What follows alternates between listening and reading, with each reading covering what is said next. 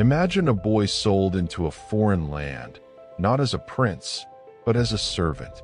Temptation surrounds him at every turn.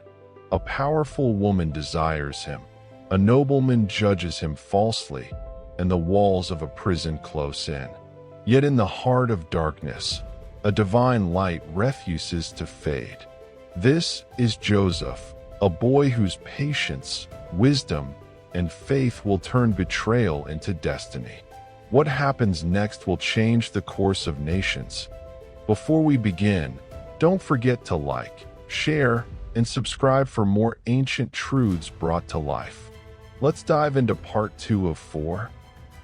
Part 2. The House of the Governor. Joseph, the boy of destiny, now walked the streets of Egypt, a land of towering stone walls, bustling markets, and voices that carried the weight of civilization. He came not as a prince, not with crowns or grandeur, but as a servant, sold for mere coins to men who could not recognize the treasure they held. Yet even in this foreign land, the light of God that had chosen him did not waver. His steps, though timid in the sight of men, were guided by a greater hand, one that would turn trials into triumph and suffering into wisdom. The governor's house rose before him, vast and imposing. Pillars carved with symbols of wealth and authority framed the entrance, while the scent of incense and spices wove through the air like a silent greeting. Joseph was brought into this house, his eyes wide with wonder and trepidation. He felt the weight of every gaze upon him, men and women alike sensing something unusual in this boy, though none could yet name it. His body was young, but his soul bore the gravity of prophecy. Inside the house, the corridors were lined with gold and rich fabrics, the floors echoing with the steps of servants and the laughter of children born into privilege. Every room seemed to hum with authority and temptation, yet Joseph moved with humility and quiet dignity. His presence was subtle, yet the light within him, a divine glow of patience and faith, made him stand apart from all who dwelled there. Among those who watched him most closely was the wife of the governor, a woman of striking beauty, elegance, and power. Her eyes, sharp and calculating, fell upon Joseph with a mixture of curiosity and desire. She had never encountered a youth so radiant, so composed, and so striking in his presence without knowing his station. To her, he became a test, a temptation, a mirror that reflected her own heart. She whispered promises of comfort and companionship, weaving her words with allure. "Stay with me," she urged, her voice soft as silk, "and the house will be yours. Comfort and favor await you." Joseph's heart, however, remained anchored in God. He understood the peril that lay not only in succumbing to desire, but in betraying the trust of his master and, more importantly, the divine guidance that had shaped his destiny. He lifted his gaze, a beam of pure light illuminating his heart, and with quiet determination, he refused. "How could I commit a sin so grave," he thought, "when the eyes of God watch over me? Those who do wrong never find true peace, and the favor of God is with the righteous, the patient, and the faithful." Frustration and anger surged in the governor's wife. She attempted to ensnare him with deceit, grabbing his coat in a sudden act of false accusation. Joseph fled, leaving behind the torn garment, a piece of evidence in a plot of lies. The house erupted in whispers and suspicion. The governor, hearing the commotion, summoned Joseph before him.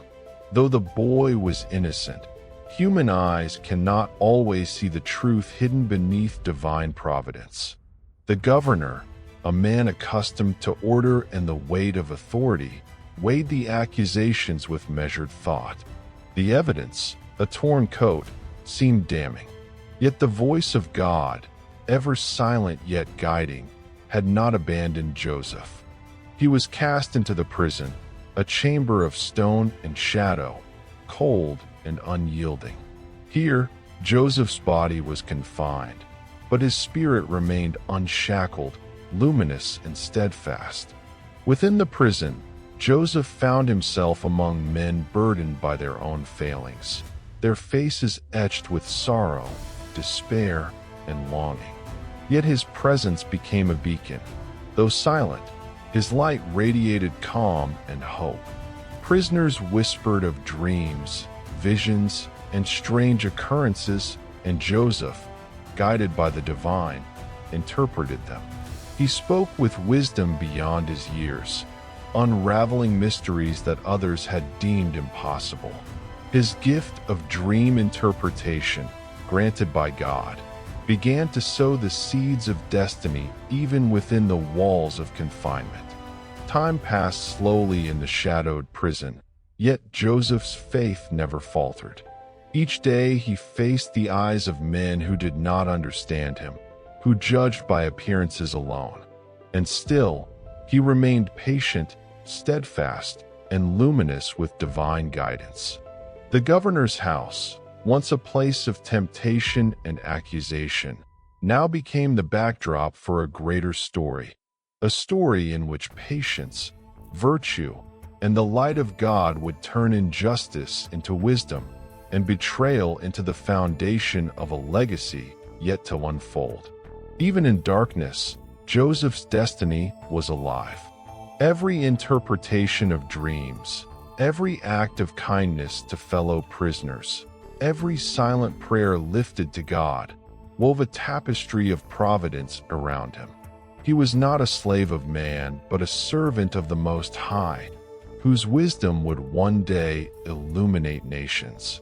The governor's household, the city streets, and the prison walls themselves became silent witnesses to the rise of a soul chosen to transform suffering into divine purpose. And so, Joseph endured, a boy sold into slavery, a youth resisting temptation, a prisoner whose light could not be dimmed. Within the governor's house and the prison beyond, the story of Joseph continued, a story of faith, patience, and destiny, threads of divine wisdom woven into a life that would one day rise above all trials, fulfilling the promise with which he had been chosen. Joseph's faith endured, even in the shadows of the prison. Temptation was resisted, injustice was endured, and the light within him never dimmed. But his journey is far from over.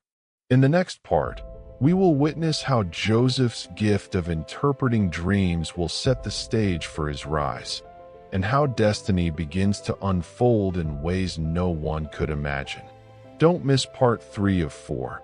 The story continues, and the wheel of destiny keeps turning. Asterisk.